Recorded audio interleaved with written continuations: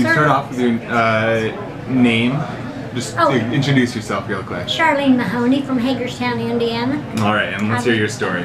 Born and raised in Greensward. My mother had 21 of us kids, and 17 of us lived, and so we're down to my baby sister and myself.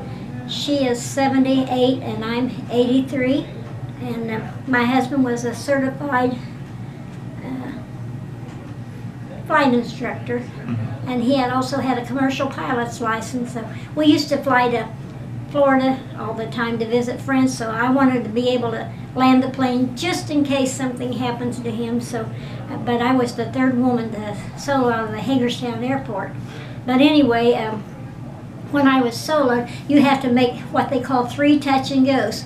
So the first time I took off, and any fool can take the airplane, all you have to do is pull back on the stick and give it the throttle. But when you come back to land, you have to, depending on whether you got a crosswind. Thank God it was north and south runway, and I didn't have any crosswind, so it set down real easy. And so you have to do 3 touch and go. So that was the first time around. So I took off again, and when I started back and I made my pass over the north end of Hagerstown, they were doing the runs from out at Fort Wayne, and there were, I don't know what you call them, but they were real fast planes, you know.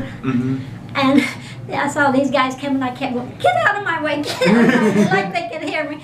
So I landed again, and so I revved it up and did one more, and on the way back there was somebody locally that was going to take off from the airport.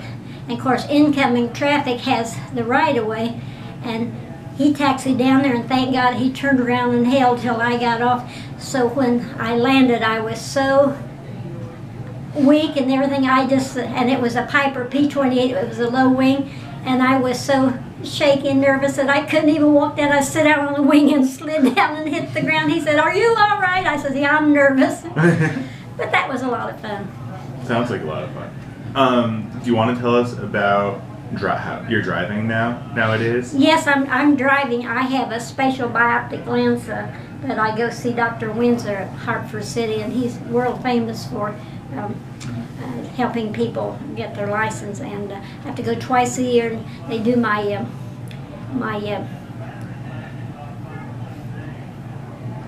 what's it? You test your whatever you can see. You know, your periphery. Peripheral, yeah, that's the word.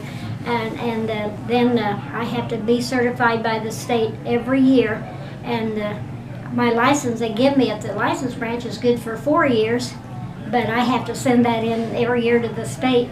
And so the last time he said, "Well, you're certified to drive through year 15, so I've got an appointment next Monday to go up and get tested again, but my license I can drive too." So what do the glasses do for you?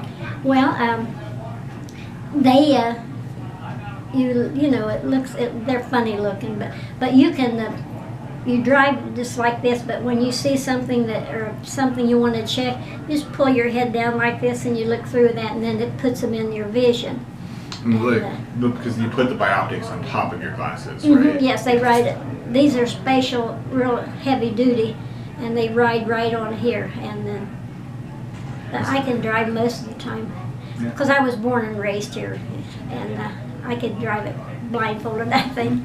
But you know what is so bad? I think people that aren't visually impaired, at least, or else they're inebriated or they're sleepy or on dope or something, but they go over the yellow line in the center, they go over the white line to the edge of the road.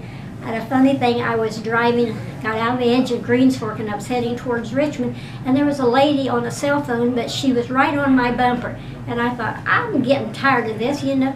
So I kept going over the edge of the road, and I pulled over the road and stopped, and there she was right behind me. And she looked up, and she had the dumbest look on her face because she wasn't paying attention. She was driving on my bumper.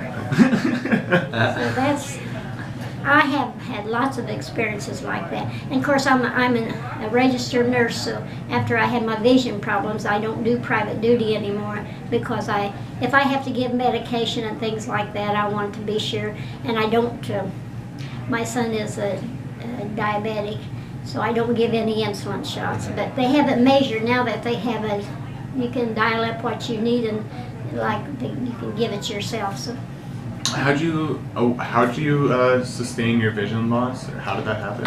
most of it is from macular degeneration. But they say that there's an experimental that they do in Europe and the other countries that they can go behind the eye and drag over new macula, and you almost got almost 20/20 vision again. But in 2000, I was going out to my sister's house west of Hagerstown, and a deer come up out of the side ditch, ran right in the front of my car, and of course my airbag, my head back like that, and I didn't think anything about it, but 4 hours later, I couldn't see a thing.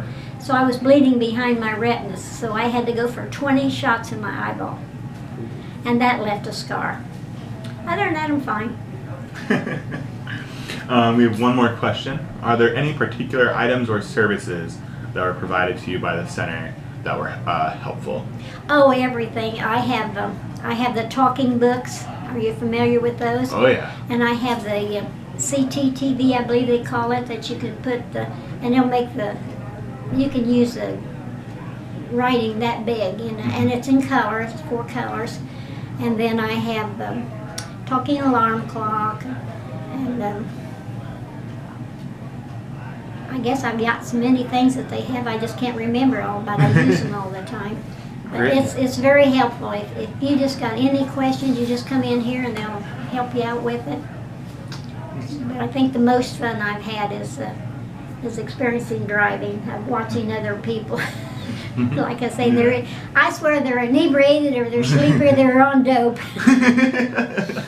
Hey, well, it's great that you can drive again. Yes, I'm so pleased. But if it wasn't for Independent Living Center, I probably wouldn't be driving, because they were very instrumental in helping me get my license. That's it. Great. Thanks so much. Thank you. Thank you.